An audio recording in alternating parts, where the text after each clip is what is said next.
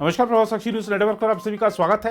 नागरिकता संशोधन कानून के नाम पर दिल्ली की सड़कों पर शुरू हुआ बवाल अभी तक थमा नहीं है। पिछले 3 दिनों में देश की राजधानी दिल्ली के कई इलाकों में जबरदस्त हिंसा हुई है, जिसमें अभी तक 18 लोगों की जान जाने की खबर है।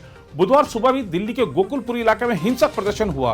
यहां पर कुछ उपद्रवियों ने एक दुकान में आग लगा दी। इस तरह की भी खबर है कि मुस्तफाबाद इलाके में अभी भी पत्थरबाजी हो रही है। मुस्तफाबाद से पहले ब्रिजपुरी पड़ता है। वहां के हालात भी बेहद खराब बताए जा रहे हैं। अपुष्ट रिपोर्टों के मुताबिक वहां कुछ मकानों में आग लगा दी गई है और दुकानों में भी तोड़फोड़ की गई है। इस बीच उत्तर पूर्वी दिल्ली में हिंसा से निपटने और हालात पर काबू पाने के लिए दिल्ली पुलिस ने कमर कस ली है। उत्तर पूर्वी दिल्ली के हिंसाग्रस्त इलाकों में सुरक्षा बलों की 15 और कंपनियां भेजी गई हैं। पूरे इलाके में अब केंद्रीय सुरक्षा बल की कुल 60 कंपनियां तैनात हैं। अमेरिकी राष्ट्रपति की सुरक्षा में लगी कंपनियों को हिंसा वाले इलाकों में भेजा गया है। सुरक्षा बल प्रभावित इलाकों में दिल्ली पुलिस के बड़े अधिकारियों के साथ फ्लैग मार्च निकाल रहे हैं। लगभग 15 कंपनियां round the clock north east district में मौजूद रहेंगी। मंगलवार शाम को राष्ट्रीय सुरक्षा सलाहकार अजीत डोभाल ने दंगाग्रस्त इलाकों का दौरा भी किया था। अजीत डोभाल ने सीलमपुर, भजनपुरा, यमुना विहार का दौरा किया और स्थानीय लोगों तथा अधिकारियों के साथ चर्चा की। डोभाल हालात पर पूरी तरह निगाह बनाए हुए हैं और सरकार ने भी उन्हें हालात से निपटने के लिए पूरी छूट दे रखी है। डोभाल ने आज सुबह प्रधानमंत्री नरेंद्र मोदी और उनकी कैबिनेट को दिल्ली के हालात पर एक रिपोर्ट भी दी। अजीत डोभाल आज एक बार फिर हिंसाग्रस्त उत्तर पूर्वी दिल्ली का दौरा करेंगे। डोभाल हिंदू और मुस्लिम दोनों समुदाय के लोगों से बात करेंगे।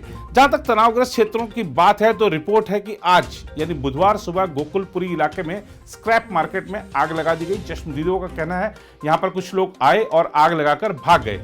उल्लेखनीय है कि सोमवार और मंगलवार को उत्तर पूर्वी दिल्ली के मौजपुर, चांदबाग इलाके में हालात इतने बेकाबू हुए कि दिल्ली पुलिस को मार्च निकालना पड़ा। पुलिस ने इस बवाल के बीच जाफराबाद मेट्रो स्टेशन के नीचे बैठे प्रदर्शनकारियों को हटाकर धरना स्थल को खाली करवा दिया है। देखा जाए तो पिछले 2 दिनों में उत्तर पूर्व दिल्ली के कई क्षेत्रों से पत्थरबाजी, आगजनी और तोड़फोड़ की घटनाएं सामने आई। अब एहतियात के तौर पर दिल्ली में जाफराबाद, मौजपुर, बाबरपुर और चांदबाग इलाके में कर्फ्यू लगा दिया गया है और लोगों को बेवजह बाहर ना निकलने की हिदायत दी जा रही है। हालात को देखते हुए सीबीएसई ने 10वीं और 12वीं की परीक्षाएं रद्द कर दी हैं। उप मुख्यमंत्री मनीष सिसोदिया ने भी कहा है कि हिंसा प्रभावित नॉर्थ ईस्ट दिल्ली में आज स्कूल बंद रहेंगे। दिल्ली में हुई हिंसा के मसले पर आधी रात को हाईकोर्ट में सुनवाई भी हुई। सुनवाई घायलों की स्थिति पर केंद्रित रही। हाईकोर्ट ने हिंसाग्रस्त इलाकों में एम्बुलेंस की सुरक्षित आवाजाही सुनिश्चित करने के लिए कहा है। साथ ही मुस्तफाबाद इलाके के अल हिंद अस्पताल में पहुंचे घायलों को बड़े सरकारी अस्पतालों में पहुंचाने का निर्देश दिया है। राहुल राय नाम के एक शख्स की याचिका पर सुनवाई करने के लिए रात 12:30 बजे हाईकोर्ट के जस्टिस एस मुरलीधर अपने घर पर जस्टिस जीएस सिस्तानी के साथ बैठे। सुनवाई के दौरान दिल्ली पुलिस के joint commissioner of police Alok Kumar और डीसीपी क्राइम राजेश देव भी मौजूद रहे।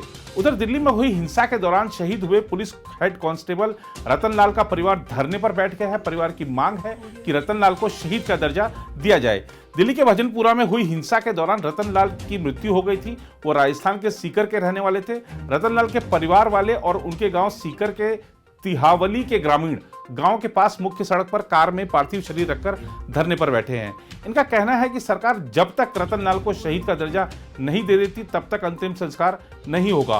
पोस्टमार्टम रिपोर्ट के मुताबिक दिल्ली हिंसा के दौरान गोकुलपुरी इलाके में मारे गए हेड कांस्टेबल रतन लाल की मौत पत्थर लगने से नहीं बल्कि गोली लगने से हुई थी। गोली उनके बाएं कंधे से घुसकर दाहिने कंधे तक पहुंच गई थी।